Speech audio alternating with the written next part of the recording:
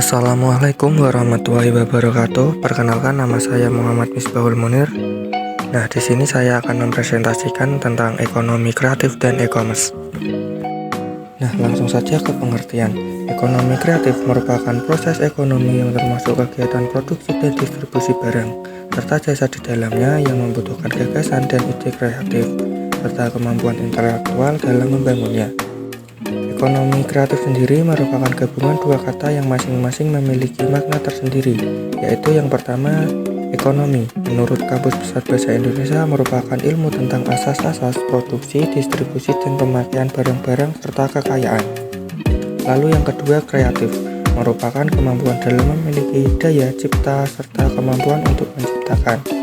Nah, dapat dikatakan bahwa ekonomi kreatif merupakan proses perekonomian yang mengutamakan nilai kreativitas. Kemudian ciri-ciri ekonomi kreatif. Yang pertama, kreasi intelektual, yang dimana dimaksud di sini ialah sangat dibutuhkannya kreativitas serta keahlian lainnya dalam masing-masing jenis sektor. Lalu yang kedua, mudah diganti, dimana suatu jenis inovasi dalam bidang ekonomi kreatif harus selalu dikembangkan sesuai dengan aktivitas ekonomi. Yang ketiga, distribusi secara langsung dan tidak langsung.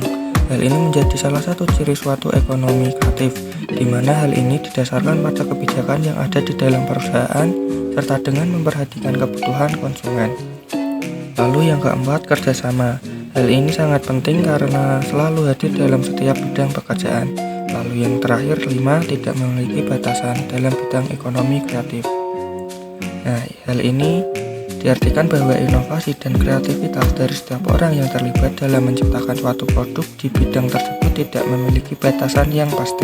Lanjut ke jenis-jenis bidang ekonomi kreativitas. Yang pertama ada periklanan, lalu ada kerajinan, ketiga ada pasar seni, keempat arsitektur, 5 desain, 6 perfilman, video dan fotografi, 7 game interaktif, 8 industri musik, 9 seni drama, 10 penerbitan dan pencetakan, 11 aplikasi, 12 penyiaran radio dan televisi, 13 penelitian dan pengembangan, 14 dan lain-lain.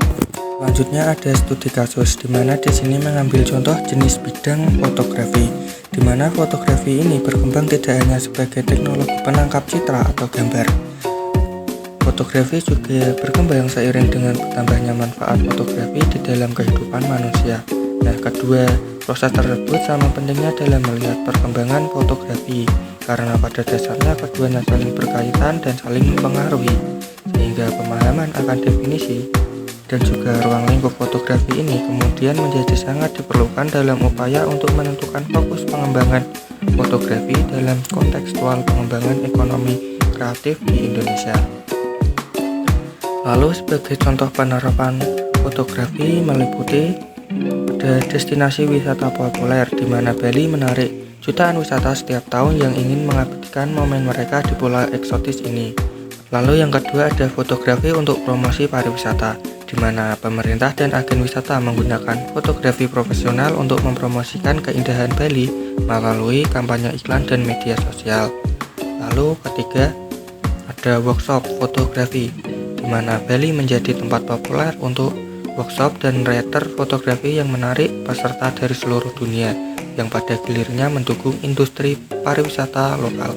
Nah, itu tadi presentasi dari saya. Apabila ada kekurangan maupun salah-salah kata dalam presentasi saya ini, saya mohon maaf.